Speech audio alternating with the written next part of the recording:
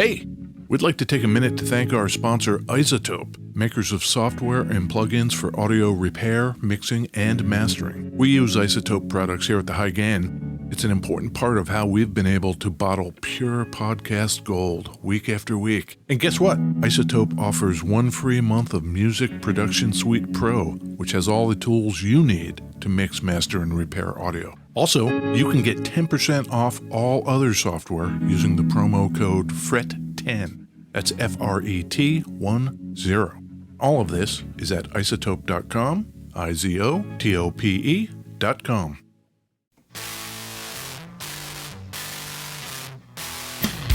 Hey, this is Ed Peterson. And this is John Kieltyka. This is the High Gain Podcast. Yep, the High Gain Podcast. You're doing great, John. You are really killing it today. Thanks. Yeah.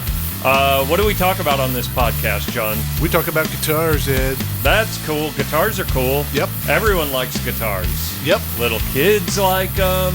Yep. Big boys like them. Zombies. Maybe. Sure. Maybe. Sure. Yeah. Where are we recording from? Beautiful, hot, wet Seattle, Washington. Hot, wet summer. West Seattle? West Seattle.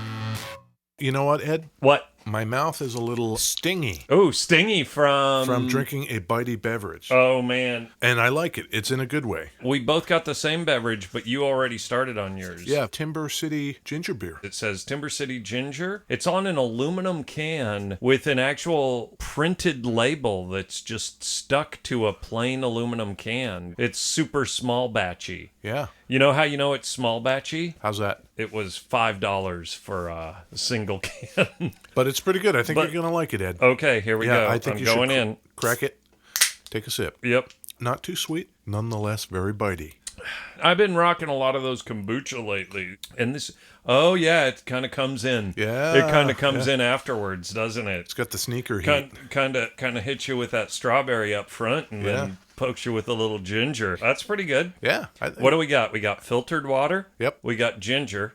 Yep. We got lemon juice. Yep. We got some sugar. Yep. We got some herb. We got seasonal ingredients. Like strawberries. This thing is called strawberry ginger beer. You know what is not listed? Strawberry? Yeah. I'll bet that's a generic label, and they say seasonal because it might change, and they don't want to have to make a new label every time. That's great. I'm cutting them some slack is what I'm doing. TimberCityGinger.com, it says. I love when we endorse people that don't even know we exist.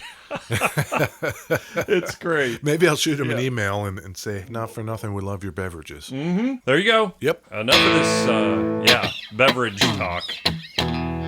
That's a cool. Play something cool. How about our theme song? Okay, play that. Yeah. It's pretty nice with the ringy chords. It is, it's a trebly banger. I like it a lot. This here, Ed? Oh, that guitar? This here guitar is a Univox Hi-Flier. It sure is. Univox was making these for a while in several different incarnations. It's one of those guitars, you could see a lot of stuff with the Kurt Cobain playing a Univox Hi-Flier. And you know what I didn't want to do? Pay like $1,500 for a beat to hell Mosrite. Right. I'll give you the most basic of rundowns with this caveat. Yeah. These were produced in what were called phases.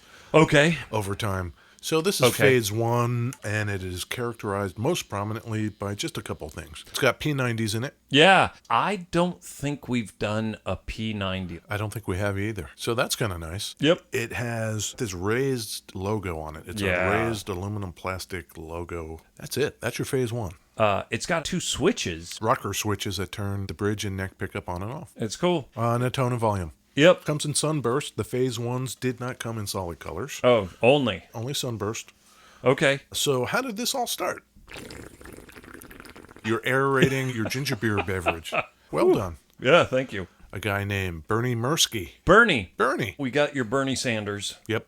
You got your Bernie Murskys. So you immediately love him. Sure. Yeah. It's definitely one of those old guy names. I don't know a lot of millennial Bernies. Yeah. Bernie, pass me the mustard. Yeah. So Bernie has a company called Merson. He's doing stuff in the 40s. He's selling amplifiers. He's selling archtop electric guitars. He's doing it in and around New York City. There were a lot of dudes like the guitar thing and aerospace industries back then. Yeah. are not unlike Hi-Flier? today with the tech booms and everyone wants to be in tech. There's a few of these guitars we've done where they just get spun up out of some little shitbag company out of fucking Mississippi or wherever, and then... That's where it begins, very humbly with our man Bernie. Sure. What's Bernie up to today? Bernie is very elusive. I have not been able to find any information on Bernie. I'm hesitant to do it. Yeah. But in 1948, let's say Bernie is 20. Does he have much of a social media presence? Like his Facebook page? Have you found like much of a Twitter trail? No. You know, Henry has a Twitter account. Henry from Gibson. Here's the thing. His account is locked down and private. He has fewer followers on Twitter than I do. I tried to friend him. He hasn't exactly blocked me yet. So, Bernie, you're telling me Bernie's dead. If we have prematurely wrung out Bernie... We could have. I am very sorry. My only advice to Bernie would be get on the internet, get on Twitter, and just do yourself a favor and build up that social media presence. Yep. Because we care. Yep. Otherwise, we're going to ring the bell all fucking day. Yeah, so Bernie, with his company Merson, gets acquired by the Amplifier Corporation of America, ACA. That sounds cool. That sounds like a cool company. Mid-60s, maybe. Unicord acquires them. Okay. It's not Merson anymore, and it's not Amplifier Corporation of America anymore. Okay. It's now Unicord. Okay. Until it isn't, because in 1967, Unicord itself gets purchased by Gulf Western. Oil and hospitality? Are they? Best Western? Are they those guys too? I don't know. I lived quite a bit in the South. Alabama, Louisiana, Tennessee, Missouri. And I believe there were Gulf gas stations all over the place. There were Gulf gas stations in New Jersey. We think it's those guys. I think it's those guys. Now, here's the funny part. Are making guitars. Great. All those companies I mentioned, yeah, there must have been some kind of deal like, I do not agree to let you buy me out unless you retain some form of my former name. Right. What was it before? Unirod? Unibanger? Yeah. Unibanger. Yeah. Unicord. Merchant to Unicord to American Amplifier Corporation of America to Gulf Western. So this is in a span of like 5 years or something. Yeah. So by the time it's done, the formal name of this company in 1967. Okay. Merson Musical Products, a division of Unicord Incorporated, a Gulf Western Systems Company. Jesus Christ. That's the whole name. It sticks. It's got a really nice ring. It does have a ring. We're not businessmen, John. We don't get it. And all indication is that Bernie, the last straw for him apparently was the Gulf Western part. Oh, not into it. As soon as Gulf Western hit the scene, Bernie said, fuck this, I'm done. Huh. He could get on with Unicord. Sure. Apparently, he didn't mind the Amplifier Corporation of America. Sure. Gulf Western, fuck them. Big Oil? Are you fucking shitting me? Bernie's got some fucking morals, some scruples. Yeah, Bernie is not selling amps for the man. No, fuck you guys. Yeah. I'm out. Exactly. He probably took a little of that Big Oil money, though. My man. He dropped a mic that was plugged into one of his amplifiers. I hope Bernie's still around. I hope Bernie's still burning through that Gulf Western cash. So they start in 1967. What's the brand going to be? Let's call it Univox. Say the company name again. Merson Musical Products, a division of Unicord Incorporated, a Gulf and Western Systems Company. I love it. That's great. And you know what they do? I'm going to start a band called the Bernie Angle. Yeah. That's great. That's great. The Bernie Angle. In the 40s, he was in Meridian, Mississippi. No. Bernie was in New York City. Oh, New York City. Yeah, hard scrabble Bernie selling amps and archtops in New York City. The Gulf Western cats. Yeah. They up and moved production in 1967 out of New York City to Westbury, New York. Univox, New York. At the exact same time, the Ventures are pretty big. They're playing those Mosrites and such whats. Yep. Where are they from? The Ventures are from Seattle. Aren't they from, like, Tacoma? Yeah, let's say Seattle. Okay. Yeah, they're from Seattle. So maybe because of this, the first guitar is this Hi-Flier, and it is a pretty faithful, not exact copy of the Mosrite.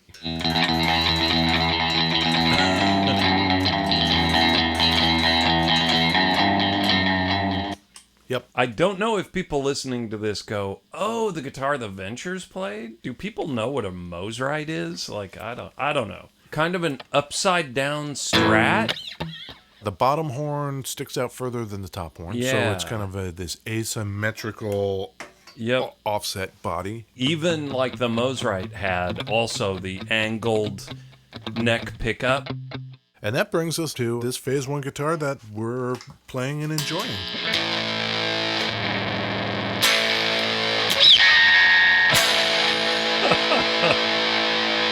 That Red Witch fuzz pedal is kind of bonkers. It's kind of nice, huh? Yeah. So we've made a lot about this phase thing. 69, they made one called the Hi-Flier Custom. Okay. Not much more to that, except that the body is thinner than even this one. Oh, really? Yeah, it's available now in solid colors, like black. And it's got a tortoiseshell pickguard. What year was this one? Phase 1 begins in 1968. 68, we got Robert Kennedy died. He was assassinated by Sirhan. Sirhan, yeah. Ring it! Ring. Oh, jeez.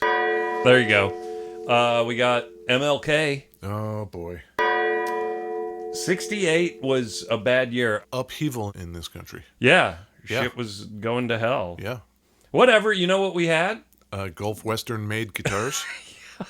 That's exactly The right. military industrial oil complex was making guitars. The White Album came out that year. Did it? That album is a little inconsistent to me. I think it's really good, but I think it's... Yeah.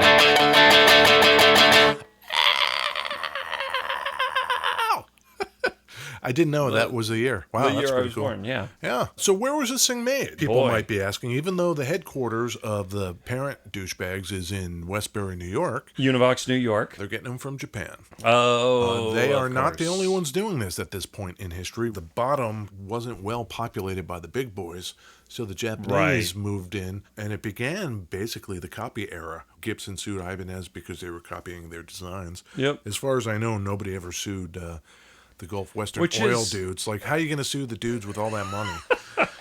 But Big oil. I get getting sued, but this guitar, it is exactly a Mosrite. The headstock, everything is the Right. same, and it is super distinctive. There are exactly two guitars that look like a Mosrite, and they are a Mosrite and a Univox. Yeah. One of them came first, and it was not the Univox. So these were made at the Matsumoku factory in Japan. Worthy of note because probably the bulk of what was happening in terms of that copy activity was at that factory. Oh, like all those guitars were coming out of one place? Well, not all of them. But, yeah. I think we talked about our man Harvey Peatley. Hartley PV. Yeah, Yes. in PV, Mississippi. Yeah, I looked that guy up and Uh-huh. just looked at some pictures of him. Yeah. And he doesn't exactly look like a Hartley PV to me. What's he look like? Opened shirt, button down, at least one and maybe 2 or 3 buttons lower than it should be with like kind of gold chainy. Like, Southern Mafia. Yeah. No bolo ties there. No. Yeah. No, unfortunately not, because that's the image I had. Hartley, I had the bolo tie and maybe a cowboy hat. No. Nope. He looks more Vegas-y. Well, we talked about Hartley being the first to utilize Sure. CNC machinery Right. to more efficiently create his guitars and necks. Yeah. We might have to clarify that by saying maybe first in the United States. Our friends over at Matsumoto in Japan, they were doing that in the early 70s. You know, it's funny. I just like to keep interrupting you at all times with Yeah. these stories. It's my thing. Yeah. So I'm doing it again. I look forward to it. Oh, great. Yeah. A lot of those guitars that were made in Japan have held up. Even some of the Fenders, there's a difference between the made in Korea and the made in Japan. And the crafted in Japan Fenders are pretty close to the American made bar. And now everything is made in China, and I have this dread thing in my brain. Is quality going to continue getting to the point wherein 40 years from now, people are looking at those made in China guitars, like the Squire made in China's, and they're going like, these are really quality instruments. We just did the Iceman episode. Yep. And Ed and I were both impressed with this Ibanez Iceman because it was made in China. Yep. but we couldn't help notice this was very well made. Yep. If the quality keeps going up and the price keeps going down, I fear for humanity. Yes. Like, nice for guitar players, but like child labor over in Indonesia, what are they doing? In 40 years, we're not going to have to worry about how the guitar plays because the robots are going to be playing them. Oh, true. And we're all going to be dead. My computers are deeply moved by your loyalty. So that'll be cool. Yeah, that's okay. You want to know about Phase 2? Hit me with some high points. Additional finishes. You could get this in white now. Yeah, I think the white ones are pretty cool. The rocker switches, gone. It's a toggle switch now. Okay. They switched away from the tortoiseshell pickguard into black or white Okay. pickguards. Okay. The headstock logo changed. This raised silver plastic piece. Maybe that was too expensive. I don't know what. They went with decal. The decal that goes down the middle of the Phase 2 and onward has that cool, spacey kind of logo. Like, it's got that symmetrical kind of writing. When did they switch to the humbucker? 1974 is Phase 3. Okay. New finish, natural. It's the 70s. P90s are out. Humbuckers are in. Great. And not only that, but they did what everybody seemed to have been doing Yeah. back then with their humbuckers, high output. Yeah. You might think, oh man, I like the P90s better. Why'd you put the humbuckers in there? Apparently, they were said to have quite unique tone for what they were. The P90s or the humbuckers? The humbuckers. So to this day, they're a little more highly sought after. Oh. So if you come across one of these that's cheap and somebody took the pickups out and put some bullshit in there, Yep. if you can find some original humbuckers and put them in there, you might have something. Yeah. I thought that was kind of interesting. Yeah. 77, Okay. Phase 4, last and final phase. Oh, this is their final phase. It's your They final... are fully evolved. Yep. The knob layout changes. Oh. You can see the volume and tone knobs are in a straight line. Yeah. Going up and down from headstock to the end of the body. Nuts to butts, we call that. Nuts to butts. Yeah. They put them horizontally instead. Oh, okay. And this whole jazz mastery kind of bridge dealy tremolo deal, they bag that and they go with a Gibson style stop bar setup. Yeah. No thanks. Hard pass, hard tail. 1978, Yeah. gone. Poof. They made other guitars, but this Hi-Flier, thrown to the winds, torn asunder. 10 years. That's a good run. That is actually a great run for that guitar. We got this guitar at Thunder Road Guitars. ThunderRoadGuitars.com. Yes, here in beautiful West Seattle. We stopped by and said hi to Frank and Chandler today. They were both in. Yep, this is a frank recommendation. He wanted us to do a Strat, and then he said the Hi-Flier. And I like this. I just think this is cooler, and it'll probably be gone. Yeah. And we can always do a Strat. But So if anybody wants to buy this exact guitar, the one we're holding. we're holding, Yep. Phase 1 Univox Hi-Flier in Sunburst, P90s. Cleanish tone, Yep. Yep. and it's very touch sensitive. So I'm mellowing it out on it. Mellow it out, Now, John. if I hit this harder, Yep. it really starts to growl. Yep. Yep. And that's before I put some dirt on it. That's a little bit of dirt, I suppose.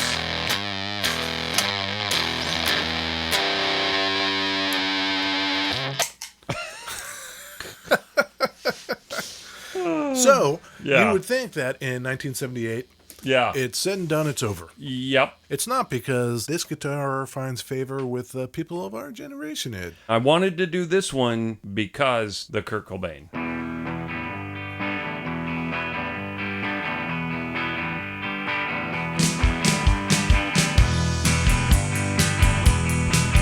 Yep. Yep. That's about a girl from Bleach. Bleach is great. When was Bleach? 89? 89. Kurt played a lot of these Hi-Fliers. He loved them. He had a habit of smashing them nonetheless. Mm-hmm.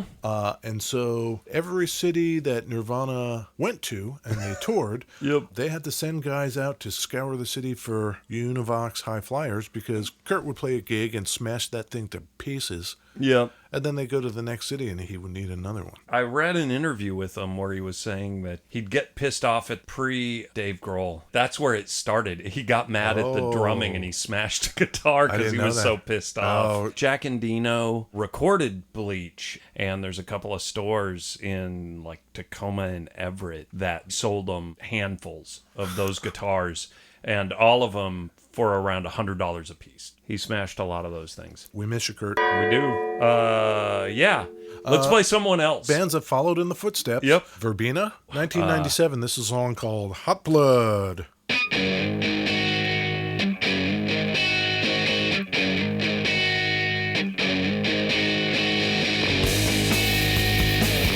It's pretty good, huh? Yep. It's very good.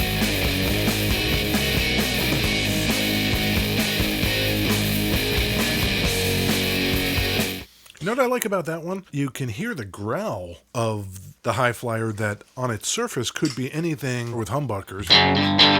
I was wondering as that was playing, I was trying to figure out if that was the P90 or the humbucker. What do you know about the Mooney Suzuki? They've got an album called Electric Sweat.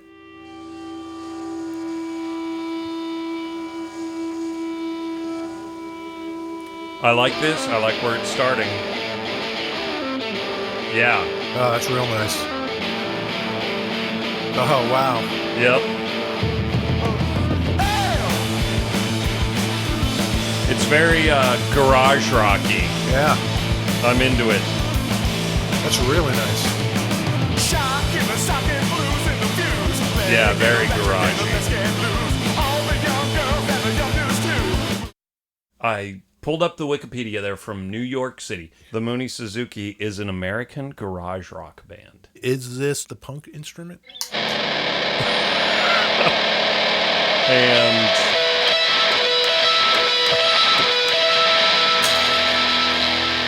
Yep. You like the Burning Brides? I don't know much about them. This is Heart Full of Black from Leave No Ashes. Yeah. Oh. Okay. It sounds very The Who, just right out of the gate. Yeah.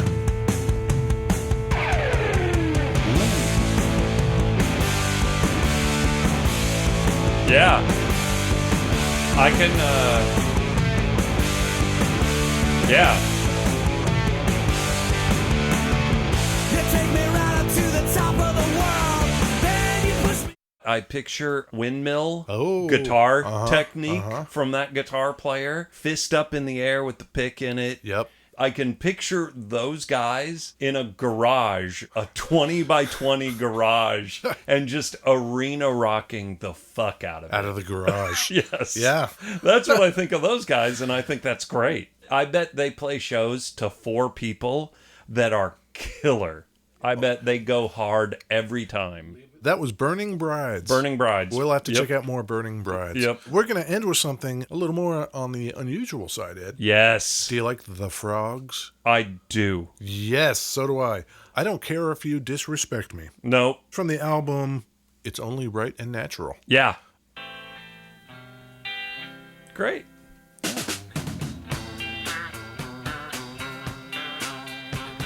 That's got that watery Nirvana thing going on from like Come As You Are. Yeah. Huh. Yeah. That was a good drum break. Yes. I feel like making love to all the men tonight. Yes. I'm into it. Yeah, it's a beautiful night. Yeah, the Frogs. Who doesn't like the Yes. Frogs? Yes. Dummies. Dummies. Dummies. Intolerant dummies. Well, do you feel like you know more about the world of Univox? Bernie Mursky. So you think Bernie left us a legacy here? Bernie would not have liked the Frogs at all. No. He would have not cared for what they were doing. He with would his have guitar. upended his oatmeal at the table, man. Yeah, exactly. We didn't talk about Eastwood guitars. 2018, you cannot make a guitar like that without having it licensed. Eastwood would have the pantsuit off them because they make an exact Mosrite Right. / Univox Hi-Flier. Yeah, no, I think it's a cool guitar. I think Where does this fall on the if you would buy one scale? I have wanted one for a really, really long time. Had I seen one in a shop 20 years ago, I would own it. Right. Am I compelled to buy it today? I think if I were in that garage band or a surf band, I would absolutely want one. And maybe if you're in a Nirvana cover band, you better get a Univox Hi-Flyer. Because, yeah. I think it sounds cool. I think it looks cool. And I think it is inexpensive. It's a $600, $650, 50-year-old guitar. I think I would almost certainly rather have a Univox than an Eastwood, I think. The practical concerns on a guitar like this are few, but still legitimate, like tuning stability. Is this thing going to stay in tune? Mm-hmm. So if Eastwood was doing something and I had to have something this shape, Yeah. I guess I'd wonder, like, okay, does it stay in tune any better? Yeah. But other than that, 2 thumbs up over here at the high gain. Yeah. Yep. We're out. I think we're out. That's great. That's pretty good. Yeah. Where can people find us, John? You can go to thehighgain.com. Yeah, Yep. you could go to Facebook or Twitter Yep. or Instagram. Yep. Or you could iTunes. you could go look at Berkstad if you wanted to find more of John's Yeah, stuff. Berkstad. Yep. You could go to Tofu Guns Yeah. on the Twitter Yeah. if you're looking for me. If you're looking for Ed. Yeah. Doing- And write a review. Yes. You never call, you never write. Right. Go to iTunes, write a review. That would be great. Smash that like button.